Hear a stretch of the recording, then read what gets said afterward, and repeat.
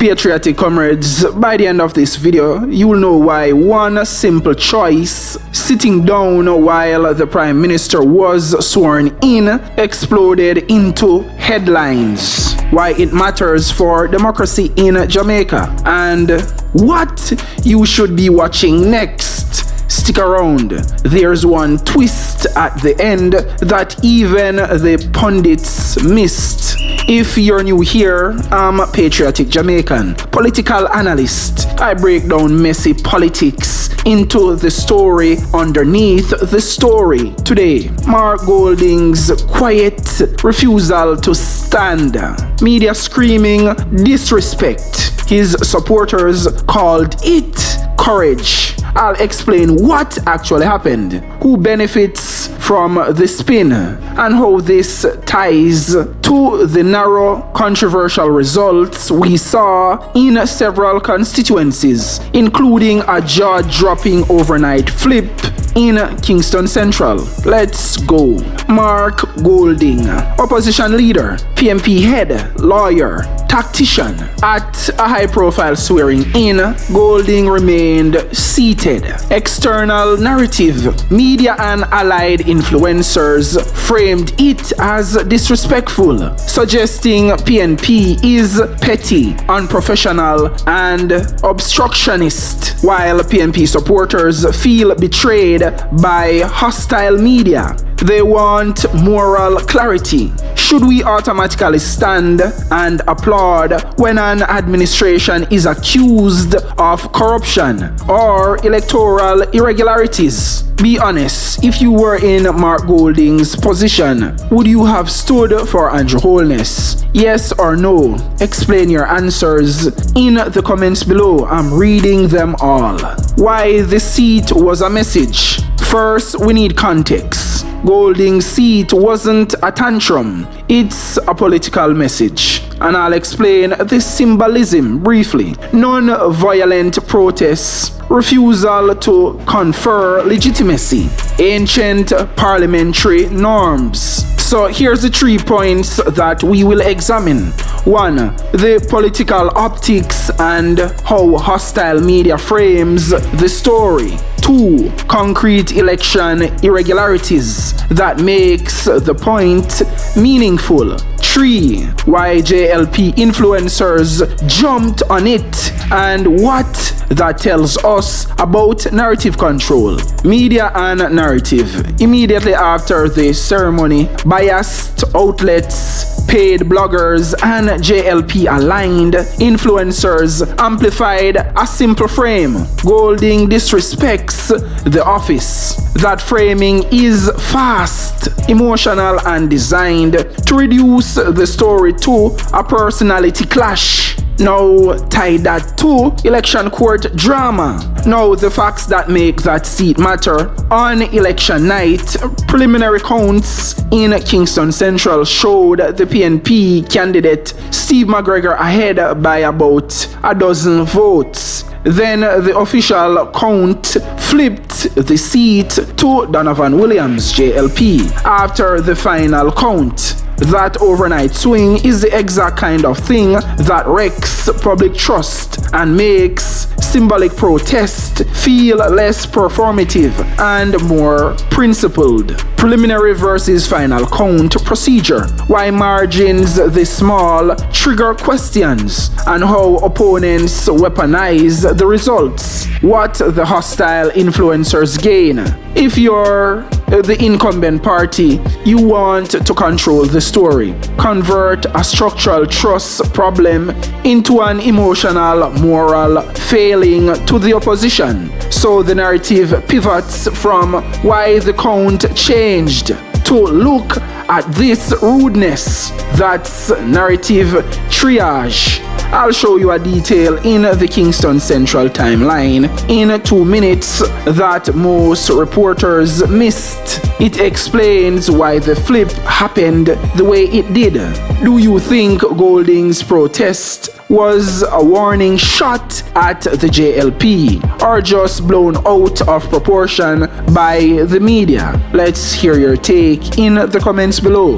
The stakes. democracy, respect for institutions, whether Jamaicans accept an election process they cannot audit in public. The twist when you look at who amplified the sitting narrative and the timing alongside official count announcements, you see a coordinated advantage for the narrative that benefits the incumbents. In other words, the story was primed to distract from counting questions. Yes, it was one big distraction. You see me, they were just capitalizing on Mark Golding's silent protests against a corrupt administration.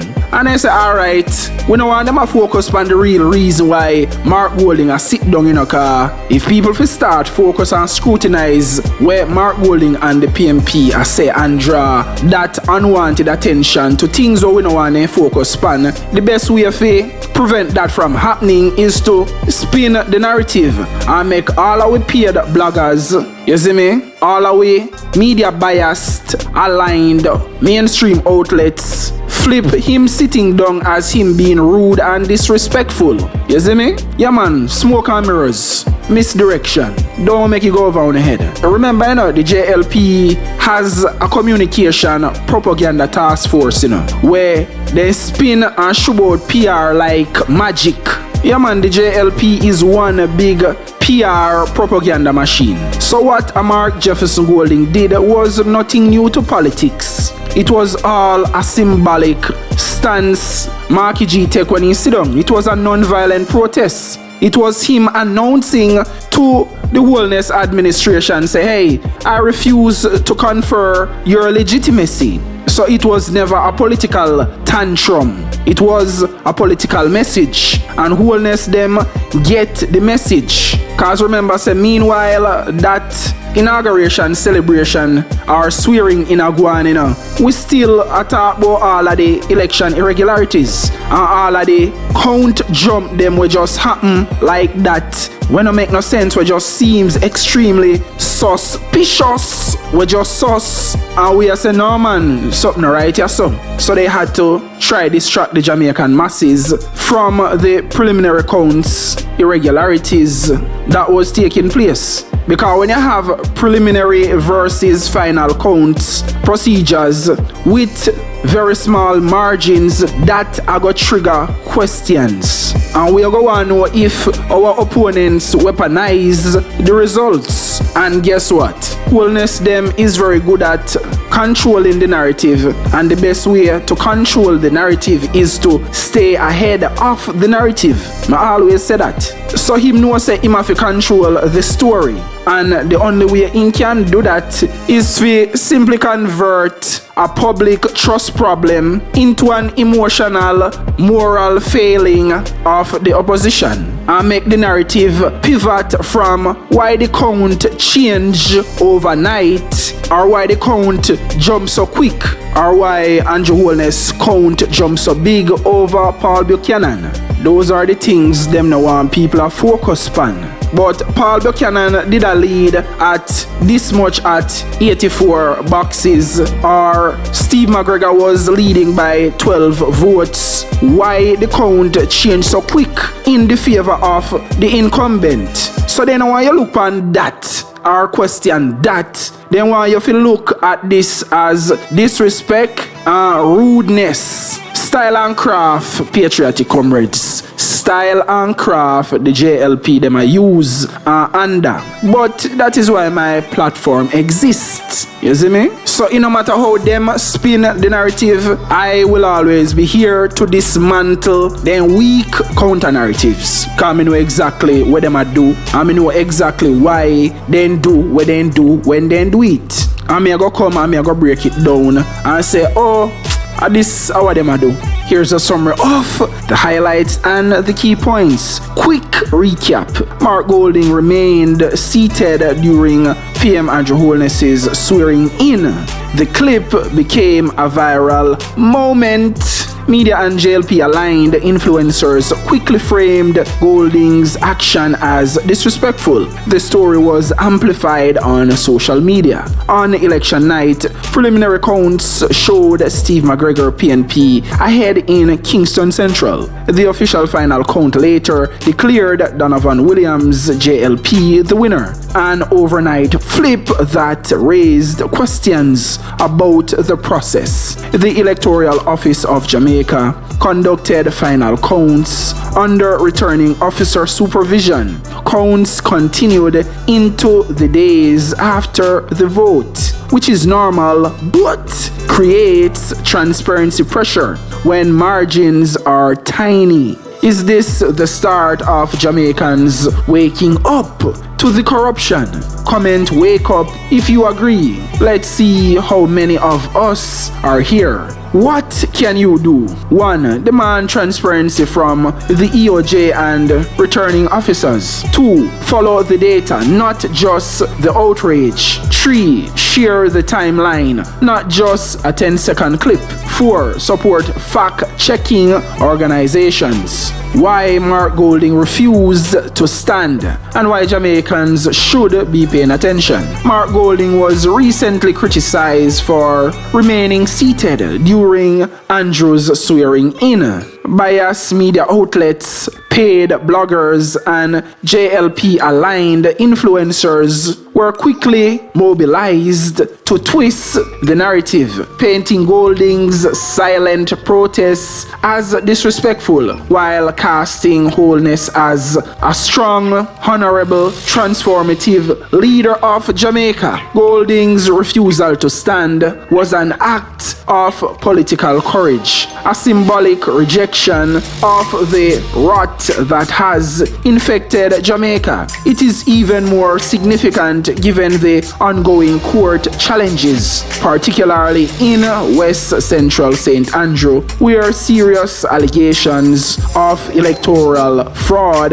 have been brought forward. Recently, JLP loyalist and self-proclaimed boss of the universe hosted a white party proudly celebrating one special guest of honor, his friend Andrew. Andrew arrived in full celebration mode, accompanied by MP Donovan Williams of Central Kingston, a man whose victory remains clouded in controversy. On election night, preliminary results showed the PNP's Steve McGregor ahead by 12 votes. However, following the official count, Williams was suddenly declared the winner with 4,832 votes to McGregor's 4,753 votes. This dramatic vote swing raised serious questions about the integrity of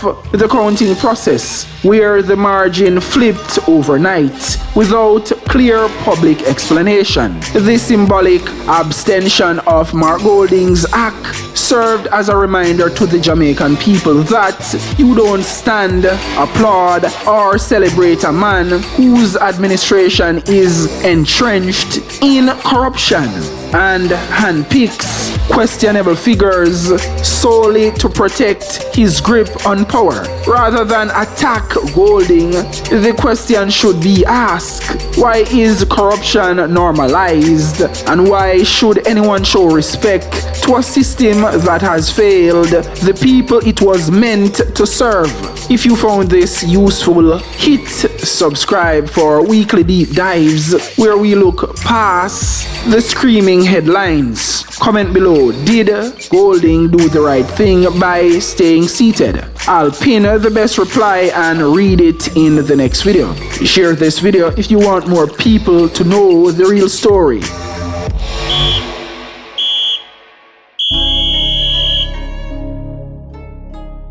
You heard the Prime Minister? Yes, I did. What's your comment now on this, man? A pacifist statement, a statement of positivity, and a statement that suggests that he is serious about achieving things left on the cutting table from the last administration.